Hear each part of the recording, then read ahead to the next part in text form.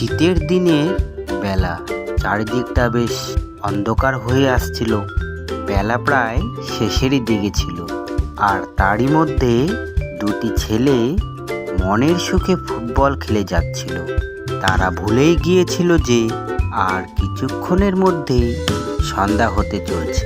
পাশেই একটি গাছের কোটরে থাকতো একটি বিষধর সাপ। সে ছিল খুব ভয়ঙ্কর। সামনে যাকে পেত তাকে কামড় দিত। না, এই বলের শব্দটা ক্রমশ বেড়েই চলছে।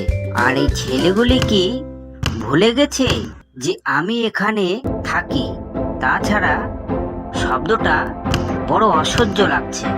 দাঁড়া, তোদের দেখাচ্ছি মজা। এরপর সাপটি গাছের থেকে নিচে নেমে আসে আর একটি ছেলেকে কামড় বসিয়ে দেয়। মা, আমার বন্ধুকে তো ওই সাপটি কামড় দিয়ে চলে গেল। আমি এখন কি করি? আমার তো বড় চিন্তা হচ্ছে। যাই, বন্ধুর বাড়িতে যাই আর সব কথা বলি। তারপর গুডলু দৌড়াতে দৌড়াতে পৌঁছালো বন্ধুর বাড়িতে। এদিকে বাড়িতে সবাই খুব চিন্তায় রয়েছে।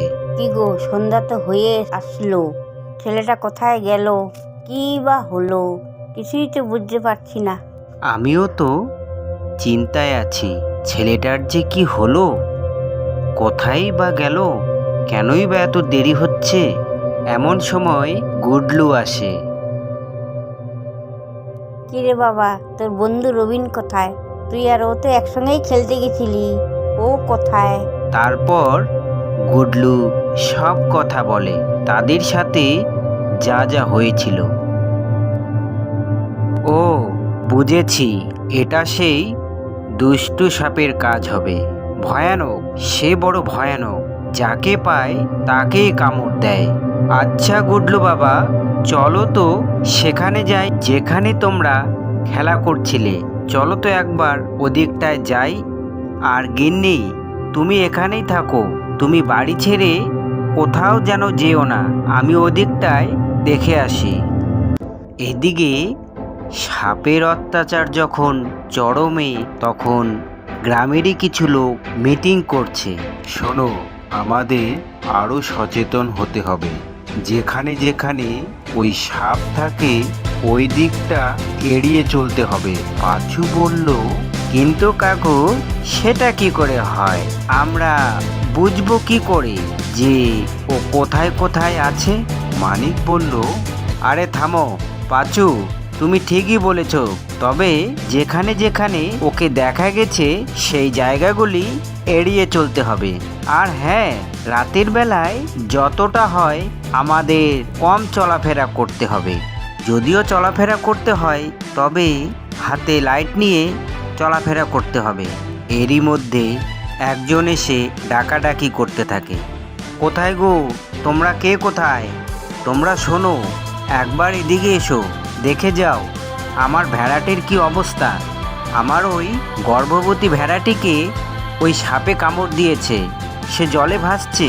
তোমরা দয়া করে একবার এদিকে এসো।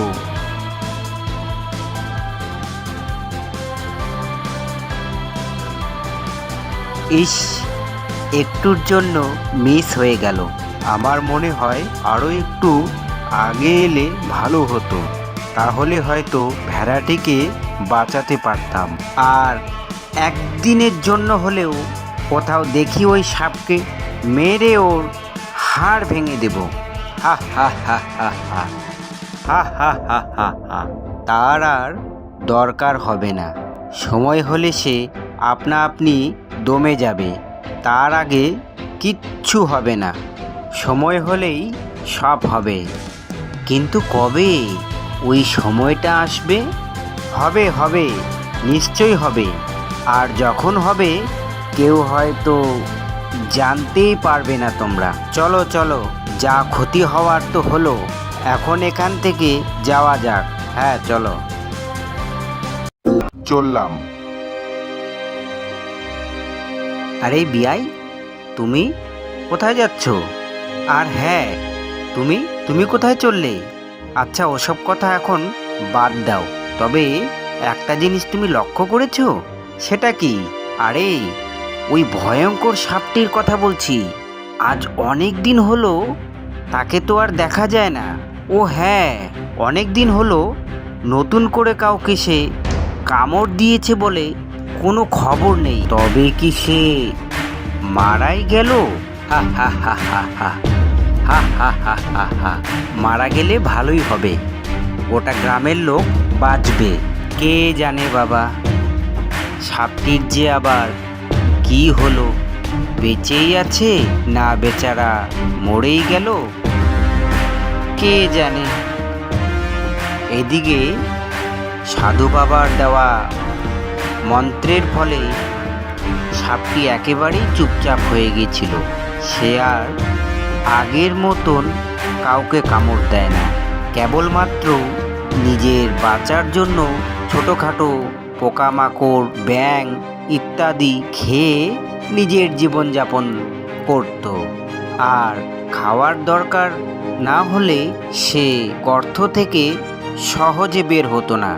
তবে আজ সে বড়ই নিশ্চুপ হয়ে গিয়েছিল, এমনকি তার শরীরটাকেও নড়াচড়া করার ক্ষমতা সে হারিয়ে ফেলেছিল। বহু কষ্টে সে গর্ত থেকে বের হয়ে এলো। আর ঠিক সেই সময় সেই পথে সাধু বাবা ফিরছিল। আরে, এটা তো সেই সাপটি বলে মনে হচ্ছে, যাকে আমি মন্ত্র দিয়েছিলাম। কিন্তু ওকে দেখে তো মনে হচ্ছে ওর নড়াচড়া করার ক্ষমতাও নেই। কিরে, কি হয়েছে তো? সাধু বাবা প্রণাম। আপনার দেওয়া মন্ত্র জপ করে আমি একেবারেই শুধরে গিয়েছি। রাগ বলতে এখন আমার কিছু নেই, তাই কাউকে কামড় দেওয়ারও তাগিদ বা প্রয়োজন অনুভব করি না। তবে বৎস, তোর অবস্থা এরকম হলো কি করে? একদিন যখন আমি গর্ত থেকে বের হয়ে রোদ পোহাচ্ছিলাম, ঠিক তখনই এ পথে ওই দেখ, ওই সাপটি তো তোকে কামড় দিয়েছিল, তাই না? চল এখন একে মজা দেখাই। তখন ছেলে দুটি অনেক পাথর ছুঁড়ে আমার দিকে, তবে আমি তাদের কামড় দেইনি বা তেড়ে গিয়ে ধাওয়া করিনি। আর তাদের ছোড়া পাথরেই আমার শরীরের হাড় ভেঙে যায়। তারপর থেকে আমার এরকম অবস্থা। ওরে পাগল, সত্যি তুই একেবারেই বোকা। তোকে তো কামড় দিতে মানা করেছিলাম, তাই তো? হ্যাঁ গুরুদেব। তবে তুই যদি একটু ফস করে ওদের ভয় দেখাতিস, তাহলেই তো ওরা চলে যেত আর তোর এই অবস্থাও হতো না। এটা তো করতে পারতিস, না হয় কামড় না দিলি। তবে শোন, তোকে আমি ভালো করে দিলাম। হ্যাঁ, এখন আমার বেশ ভালোই লাগছে। শোনো বৎস, যে পথ তোমায় দেখিয়েছি সেটা মেনে চলবে, আর যে বুদ্ধি তোমায় দিলাম আত্মরক্ষার জন্য সেটাও প্রয়োগ করতে পারো। এতে কোনো অসুবিধা হবে না। ভালো থেকো।